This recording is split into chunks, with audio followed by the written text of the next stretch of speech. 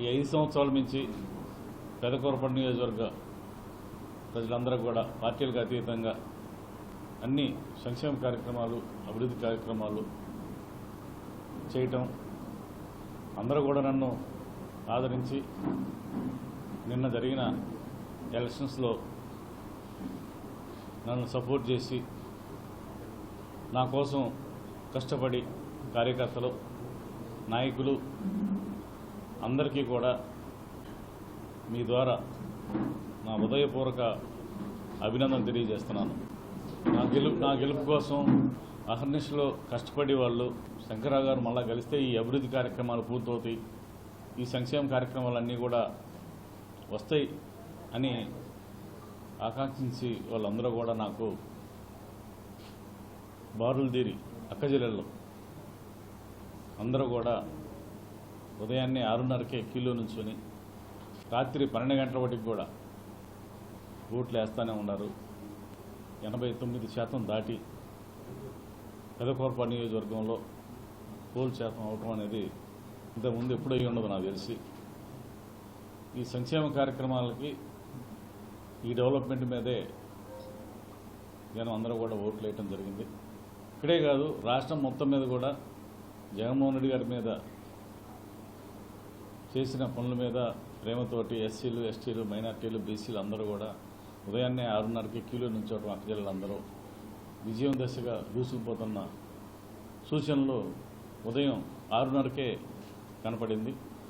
ఏ గ్రామంలో అయినా వైఎస్ఆర్ పార్టీకి మెజార్టీకి వచ్చే గ్రామాల్లో ముందు రోజు నైట్ నుంచే మరి డిపార్ట్మెంట్ని వశపరుచుకొని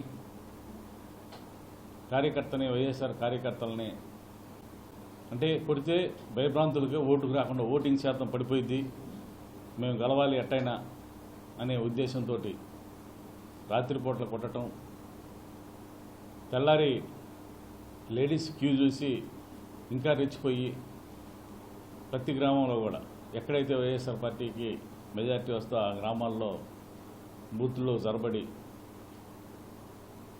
రెచ్చగొట్టే విధంగా మాట్లాడటం, ఏమైనా చూసుకుంటాము మీరు కొట్టండి లేకపోతే కొట్టించుకోండి, కేసులు పెట్టించుకోండి, ఈ రకంగా రెచ్చగొట్టి చంద్రబాబు చెప్తానే ఉన్నాడు ఎక్కువ మంది కేసులు పెట్టించుకోండి కార్యకర్తలు, వాళ్ళకి నేను మేలు చేస్తానని చెప్పి పబ్లిక్గా చెప్తున్నాడు. అదే ఇక్కడ అమలు చేయడం జరిగింది. ఇంతకన్నా నిదర్శనం ఏముందో? ఎప్పుడన్నా పెదకూరపట్టు నియోజకవర్గ చరిత్రలో ఇన్ని గ్రామాల్లో ఇన్ని బూతుల్లో ఎప్పుడన్నా గొడవలు జరిగినాయా? డిపార్ట్మెంటు కనీసం ఒక బూత్కి హోంగార్డుని పెట్టారు, ఒక కానిస్టేబుల్ కూడా లేడు, మరి ఒక ఎస్ఐ లేడు, ఒక సిఏ మండలం మొత్తం చూసుకోవాలంటే ఎట్లా ఉంటుందో ఒకసారి ఆలోచన చేయండి.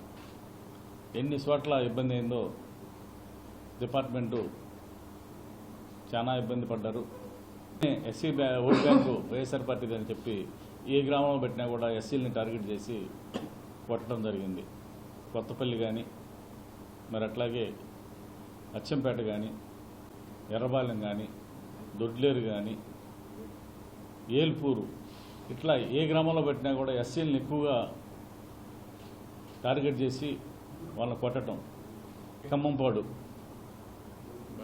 సర్పంచ్ గారు ఆయన పక్కనుండే ఎస్సీలని టార్గెట్ చేసి కొట్టి బూతుల నుంచి బయటికి కూడా రానియకుండా చంపేయాలని చేశారు.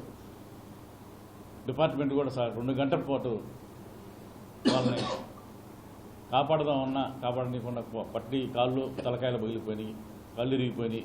వాళ్ళు ఆల్రెడీ హాస్పిటల్లో ఉన్నారు అందరూ. ఇంత దారుణమైన పరిస్థితులు ఎప్పుడు కూడా లేదు. ఒకవేళ నిజంగా ప్రభుత్వం రాకముందే ఇట్లా ఉంటే ప్రభుత్వం వస్తే ఎలా ఉంటుందో ఒకసారి ఆలోచన చేయండి. ఇక ఎస్సీలు కానీ బీసీలు కానీ మైనార్టీలు కానీ బతుకుతారా? ఉదయాన్నే ఏల్పూర్లో కూడా మళ్ళీ ఎస్సీ కాళ్ళ మీద పడి ఎవరిని పడితే వాడిని కొట్టడం దారుణంగా, ఏజెంట్లను కూడా కొట్టడం. ఈ వ్యవస్థ ఇట్లా ఉంటే మరి ముందు 5 సంవత్సరాలు ఎలా నడిచిందో, గతంలో ఎలక్షన్ ఎలా నడిచిందో ఒకసారి ఆలోచన చేయండి. నేను ఎలక్షన్ కమిషన్ అట్లాగే డీజీపీ గారికి కోరేది ఏంటంటే సజావుగా సాగనివ్వండి, న్యాయం చేయండి. ఎస్సీలకి, బీసీలకి, మైనార్టీలకి అందరికీ కూడా న్యాయం చేయండి. ఈ రకంగా అయితే ప్రభుత్వం ఎలా ఉంటుందో ఒకసారి ఆలోచన చేయండి. నేను ఏ కాడికి వాళ్ళందరినీ కూడా సమన్వయం పాటించండి చెప్పుకుంటా రావటం జరిగింది. మీరు వన్ సైడ్గా చేసే విధానంలో కనుక ఉంటే గ్రామాలు కొట్లాటకి వెళ్ళిపోతాయి. మీ అవసరానికి మీరు వాడుకున్నారు, బలైపోయేది సామాన్య కార్యకర్తలు. మీరు తర్వాత కనపడరు ఊరు కూడా. నాకు తెలిసి ప్రభుత్వం వైఎస్ఆర్ పార్టీ వన్ సైడ్గా వస్తుంది. మీరు అనవసరంగా వాళ్ళ మాటలేని గ్రామాల్లో మీరు గొడవలు పెట్టుకుంటే ఇబ్బంది పడేది మీరే. కాబట్టి దయచేసి నేను మరొకసారి మీ ద్వారా తెలియజేస్తున్నాను, ఇలాంటి నేను 5 సంవత్సరాలు ఇక్కడ చేశాను, ఎక్కడన్నా ఒక్క కేసు ఎంకరేజ్ చేసింది లేదు గ్రామాల్లో. ఇప్పుడు కొత్తగా వచ్చిన అభ్యర్థి వాళ్ళ పక్కనుండే వ్యక్తులు అందరూ కూడా చూస్తున్నారు, ఇన్ని రకాలుగా ఎంకరేజ్ చేస్తూ ఉన్నారు. వీళ్ళు ప్రభుత్వం కనుక వస్తే గ్రామాల్లో ఎలా ఉంటుందో ఒకసారి ఊహించుకోండి. గ్రామాల్లో మొత్తం కూడా పోలీస్ స్టేషన్ వాళ్ళే చేస్తారు, ఎంఆర్ ఆఫీసు వాళ్ళే చేస్తారు, మరి రిజిస్ట్రేషన్ ఆఫీసు వాళ్ళే చేస్తారు. డిపార్ట్మెంట్లు చేసే పని ఉండదని నేను గతంలో కూడా చెప్పాను, ఇప్పుడు కూడా అదే చెప్తున్నాను. దయచేసి ఆలోచన. నాకు ఇప్పుడే కొత్తగా ఓట్లు వేసేదేం లేదు. మా గెలుపు అనేది చాలా నల్లేరు మీద నడక మాది. మా ప్రభుత్వం ఏర్పాటు చేస్తున్నాం. నేను మీ ద్వారా తెలియజేస్తున్నాను అంతే.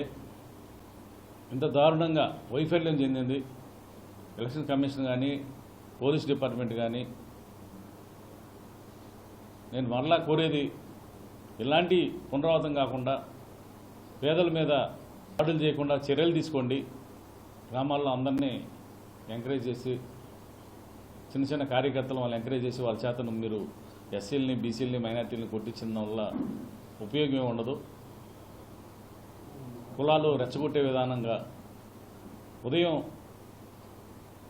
ఏల్పూర్లో ఎస్సీ కాలనీ మీద పడి దాడులు చేస్తుంటే నిజంగా ఎలా ఉందంటే, అంటే ఎస్సీలు వైసీపీకి ఓటేయకూడదా? ఓటైతే కొడతారా?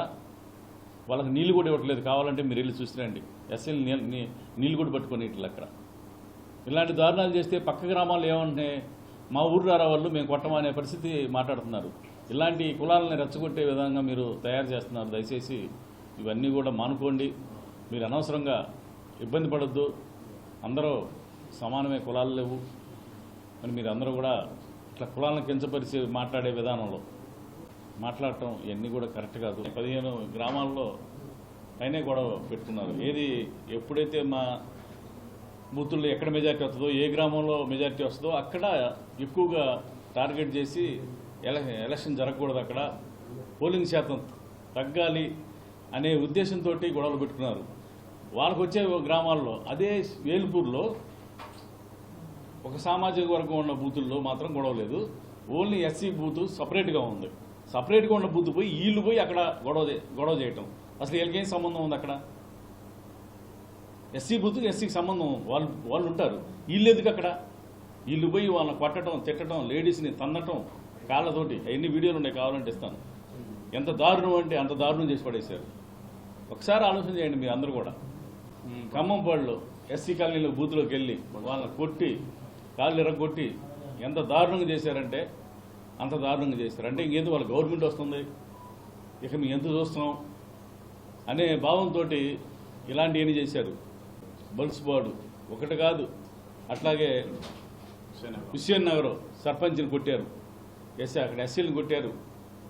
ఒక గ్రామం కాదు, అన్ని గ్రామాల్లో కూడా, పెద్దకోరపాడులో కూడా ఎస్సీ కాలనీకి వచ్చి కమ్మాస్, అక్కడ కూడా అదే పరిస్థితి. ఇలాగే ఒకటి కాదు, అన్ని గ్రామాల్లో ఎక్కువ పర్సెంట్. దొడ్లేరులో అయితే పాపం ఆ వీడియో చూస్తే మీరు ఒక లీటర్ని రోడ్డు మీద పొర్లిచి కొట్టారు. కావాలంటే ఈ వీడియో కావాలంటే ఇస్తాను. అచ్చంపేటలో ఒకటి కాదు, కొత్తపల్లిలో 3 సార్లు ఊరి మీద దాడి, రాళ్ళు, బాటిల్స్ సీసా బాటిల్స్ వేసి కొడితే ఎంతమంది తలకాయలు పగిలినాయి. అట్లాగే చింతపల్లిలో అయితే అసలు ఓటుకు రాని ఇట్లా ఊరిని, ఇల్లు వాళ్ళ మధ్యలో ఉంది బూతు, అక్కడ అందరినీ రానియకుండా 2-3 గంటలు ఆగిపోయింది బూతు. పోలీసు అక్కడ పోయి మాట్లాడేవాడు లేడు ఒకడు కూడా. ఎన్నిసార్లు ఫోన్ చేయి, ఎవడు మాట్లాడేవాళ్ళు లేడు. అంటే అంత వ్యవస్థ అనేది ఇంతకుముందు ఎప్పుడు కూడా ఇలాంటి ఎలక్షన్ ఈ స్టేట్లో ఇలా ఎలక్షన్ చూడలేదు అసలు మనం. ఇంత దారుణమైన వైఫల్యం. ఒక హోంగార్డ్ తోటి ఎలక్షన్ చేయించారు. ఎలక్షన్ కమిషన్ కానీ పోలీస్ డిపార్ట్మెంట్ కానీ మీరు అందరూ కూడా దయచేసి ఇవన్నీ ఎంకరేజ్ చేయకుండా లా అండ్ ఆర్డర్ పాటించి వాళ్ళని ఇమీడియట్గా దోషుల్ని అరెస్ట్ చేయాలని చెప్పి నేను మీ ద్వారా కోరుతున్నాను.